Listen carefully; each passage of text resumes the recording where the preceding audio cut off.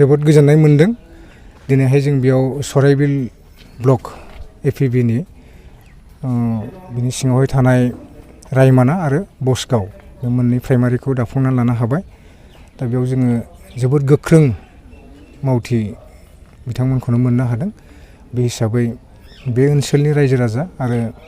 जोंनि अल्टारनेटिभ पार्टियाव बर'लेण्डखौ मददगिरि गासै मावथि लोगोफोरनिसिम बिराद गोजोननाय फोरमायदों एपिबि हिसाबैहाय इलेक्सननि थाखाय माबायदि थियारि जानानै दं दिनैसिम जोंनि थियारिया मोजांखौनो जों बुंनांगोन खारन पार्टियाबो एसेबां गोबाव जायाखै जोनोम जानानै दा बे हिसाबैहाय जोङो गोबां जिल्ला दानो हाबाय बेनिफ्राय स्पेसियेलि क'क्राझार डिस्ट्रिक्ट हिसाबैहाय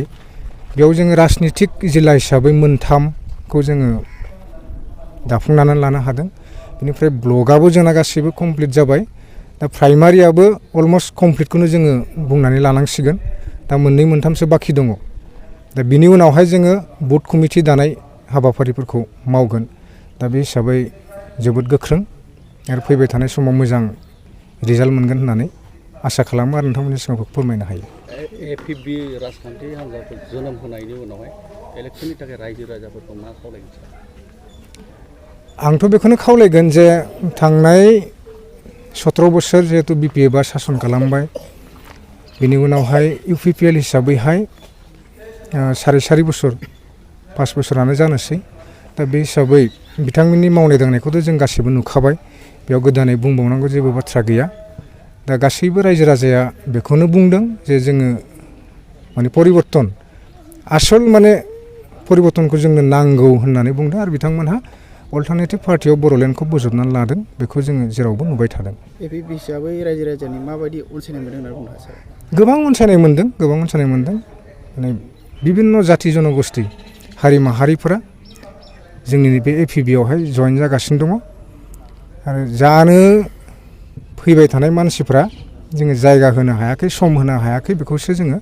दिनै दुखु फोरमायदों जिहेतु सार बिटिसि बिसायख'थिया साखाथियावनोसै बे हिसाबैहाय एपिबि हिसाबै बिसायख'थि फसंनायनि बेलायाव माबायदि साखाफारा जाना दं जोङो बेखौ